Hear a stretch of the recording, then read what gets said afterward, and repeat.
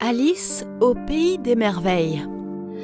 Une gentille petite fille nommée Alice vivait avec ses frères jumeaux dans un petit village nommé Sweetville. Ils avaient un très beau jardin coloré derrière leur maison. Alice avait l'habitude de jouer avec eux dans le jardin et quand elle était fatiguée, elle s'asseyait et se reposait sous un arbre. Un jour, alors qu'elle se reposait sous l'arbre, un lapin blanc courut près d'elle. Elle était étonnée de le voir, car il y avait quelque chose de remarquable chez ce lapin. Il portait un gilet comme des humains. Il sortit une vieille montre à cadran de son gilet et marmonna. « Oh non, je vais être en retard !» Elle regarda le lapin avec curiosité et essaya d'écouter ce qu'il marmonnait. Elle fut étonnée et avec sa curiosité ardente, elle courut rapidement à travers le champ derrière lui. Elle vit le lapin descendre un grand tumulus sous la haie. Elle aussi sauta derrière lui dans le trou sans réfléchir à deux fois. Avant qu'elle ne comprenne, elle se retrouva au fond du trou. Soit je tombe très lentement, soit le tumulus est très profond. Aussitôt, elle atterrit comme une plume sur ses pieds sur le sol blanc, poli et brillant. Elle se retrouva dans une petite pièce avec 3 belles portes en bois sculpté. Elles étaient toutes de taille et de couleurs différentes. La première porte était de couleur rouge et de la moitié de la taille d'Alice. La deuxième porte était blanche et assez grande pour qu'Alice puisse entrer. Et la troisième porte était verte et très petite. Alice vérifia toutes les portes, mais elles étaient toutes fermées. Au milieu de la pièce, elle vit une vieille table en bois. Il n'y avait rien d'autre qu'une petite clé dorée avec une note indiquant « Utilisez-moi ». Ses yeux brillaient de bonheur et elle prit la clé et l'essaya sur la première porte. Soit le trou de serrure était trop grand, soit la clé était trop petite. Elle ne rentrait pas dans la porte rouge. Puis, elle a essayé la porte blanche. La clé n'était pas destinée à la porte blanche non plus. Puis, elle essaya d'ouvrir la porte verte avec la clé et la clé tourna rapidement pour ouvrir la serrure. Alice ouvra la porte. Elle s'agenouilla et regarda à travers. Elle vit le plus beau jardin qu'on puisse imaginer. Elle fut enchaînée dans une grande déception. « J'aimerais pouvoir passer cette porte !» Elle retourna à la table, espérant trouver la clé des 2 autres portes. Mais cette fois-ci, elle trouva une bouteille contenant une potion verte incandescente. Il y avait aussi une note indiquant « Buvez-moi ». Alice devint un peu méfiante, mais elle ne pensait qu'à franchir cette porte verte. Elle but la potion et sentit quelque chose d'inhabituel lui arriver.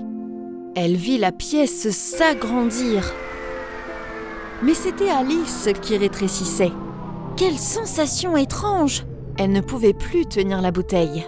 Elle ne mesurait plus que quelques centimètres de haut. Son visage resplendit d'une pensée qu'elle peut désormais passer par la petite porte verte vers le beau jardin. Elle entre dans le beau jardin qui a des arbres géants de chocolat partout, des caramels et des bonbons partout, et une belle rivière de milkshakes à la mangue. Elle aperçut le seul arbre qui avait l'air différent en haut de la montagne. Soudain, le même lapin blanc se présenta devant Alice et la gronda d'arrogance. « Hé, espèce de nain maigrichon, pourquoi tu restes planté là comme un larbin? Donnez-moi mes gants chez moi. Vous ne savez pas que je suis en retard pour la fête du thé ?» Oui. Monsieur, pourriez-vous me dire où je peux trouver votre maison ? Oh, espèce d'idiot de petit rat. Suivez le chemin de marbre au chocolat derrière vous et vous verrez un gâteau en forme de carotte sur une petite colline qui est ma maison. Maintenant, allez-vous-en. Et n'oubliez pas de ne rien manger chez moi. Sinon, soyez prêts à subir d'autres conséquences. Alice détesta son ton, mais elle était si confuse et effrayée qu'elle commença à marcher vers la maison des lapins sans l'interroger davantage. Il a dû me confondre avec sa bonne. Elle entra dans une petite maison minuscule d'un lapin blanc. Sur la table, elle trouva la paire de gants et un délicieux gâteau couché dessus. Une note disait « Mangez-moi ». Mais le lapin m'a déjà dit de ne rien manger. Que dois-je faire ? Qu'est-ce qui se passera si je mange juste une bouchée ? Et elle s'en alla. Dès qu'elle eut mangé le gâteau, elle commença à grandir en taille. Mais elle ne se limita pas à sa taille normale. En fait, elle grandit à tel point que sa tête toucha le plafond. Elle ne pouvait plus bouger et était coincée. « Aïe, je suis coincée! Que quelqu'un m'aide, s'il vous plaît! Aidez-moi !» Alice cassa la maison et sortit. Elle avait peur et avait vécu assez d'aventures pour cette journée. Elle courut rapidement dans les bois voisins et s'assit à côté des champignons en chocolat. « Oh mon Dieu, pourquoi ça m'arrive à moi? Qu'est-ce que j'ai fait de mal? La première chose que je dois faire est de revenir à ma taille d'origine une fois pour toutes. » Soudain, une chenille sortit brusquement des champignons. « Oh, pauvre petite fille géante, je peux vous aider. Écoutez-moi bien, si vous résolvez l'énigme, vous trouverez le remède. Je suis quelque chose qui a été coupé pour faire du papier et du carton. Je suis l'endroit où tu pourras construire une maison dans ton jardin. Adieu, pauvre petite fille géante. » En donnant une énigme à Alice, la chenille s'en alla. « Hé, voulez-vous me donner la réponse ?» Soudain, elle se souvint de l'arbre de sagesse qu'elle avait vu plus tôt. « Oh oui, j'ai la réponse !» Une fois qu'elle réalisa que la réponse était un arbre, elle monta sur la colline et se tint devant elle. « Grand arbre géant, peux-tu m'aider à devenir normale et me dire comment je dois retourner à ma vie normale ?» Bien sûr, ma chère Alice. Je suis l'arbre de la sagesse et je sais tout. D'abord, il faut trouver le chapelier fou et le lapin fou qui vivent dans une forêt sombre. Ils te guideront pour rentrer chez toi, mais ne bois pas le thé qu'ils t'offriront.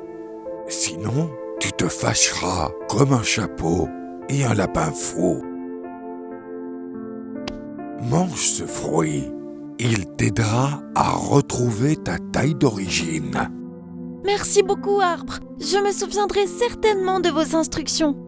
En mangeant le fruit de l'arbre de sagesse, Alice était redevenue normale. Elle désirait rentrer chez elle maintenant. Elle retourna donc dans la forêt pour trouver le chapelier fou.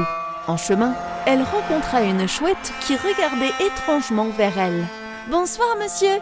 Pourriez-vous me dire où trouver le chapelier fou ?»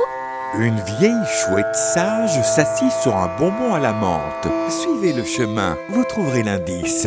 Plus j'entendais, moins je parlais. Suis le chemin, ne perds pas espoir. Retrouve le chapelier fou. Raconte-lui une blague, laisse-le rire. Ça l'aidera à se réveiller. La chouette s'envola en lui donnant l'indice pour trouver le chapelier fou. Pourquoi raconter une blague à un chapelier fou ? Pourquoi tout est si étrange ici ? Quoi qu'il en soit, je devrais suivre le chemin qu'une vieille chouette sage m'avait montré. Alice suivit le chemin et atteignit le milieu de la forêt sombre et profonde. Elle vit un chapelier fou et un lapin blanc prenant le thé sur une table. Ils riaient bruyamment. « Excusez-moi, monsieur, vous êtes le chapelier fou ?» Dites-moi d'abord, qui êtes-vous ? Je suis Alice et je suis perdue dans ce pays des merveilles. Pouvez-vous m'aider à sortir d'ici ? Alice. Alice. Oh. Alice ? Oh, oui, oui. N'es-tu pas un petit garçon géant qui s'est perdu dans ce Madland ? D'abord, prenons une tasse de thé, mon garçon. Comme tu peux le voir, on fait une fête de thé ici. Viens ici et assieds-toi. Non, je suis une fille, pas un garçon. Et je me suis perdue dans ce pays des merveilles et pas dans un Madland. Et pourquoi faites-vous tous une fête de thé en plein milieu d'un endroit perdu ? Je n'ai pas le temps de me joindre à ta fête. Pouvez-vous m'aider à retourner d'où je viens ? D'où vous venez, mon garçon ? Comment tu t'appelles ?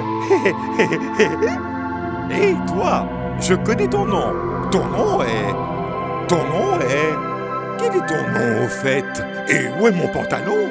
Je t'ai dit de la porter, n'est-ce pas ? Alice pensait. Maintenant, je sais pourquoi l'arbre de sagesse l'appelle chapelier fou et lapin fou. Soudain, Elle se souvint du poème d'une vieille chouette. « Trouve le chapelier fou, raconte-lui une blague. » Oh ! Messieurs, voulez-vous écouter une blague ? Oui, bien sûr que si. Qu'est-ce que la cravate dit au chapeau ?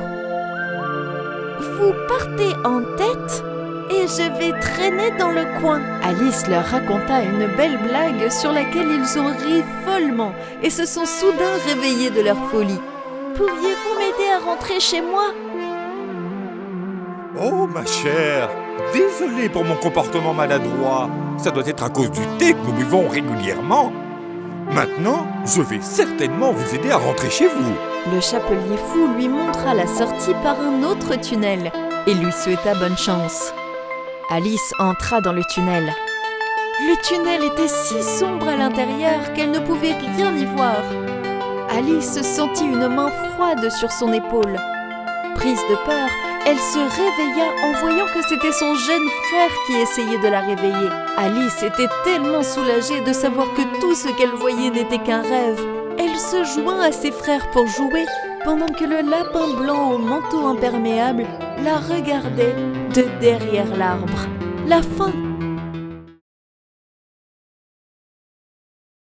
Si vous avez aimé cette histoire, n'hésitez pas à vous abonner à notre chaîne et à cliquer sur l'icône de la cloche pour les prochaines éditions.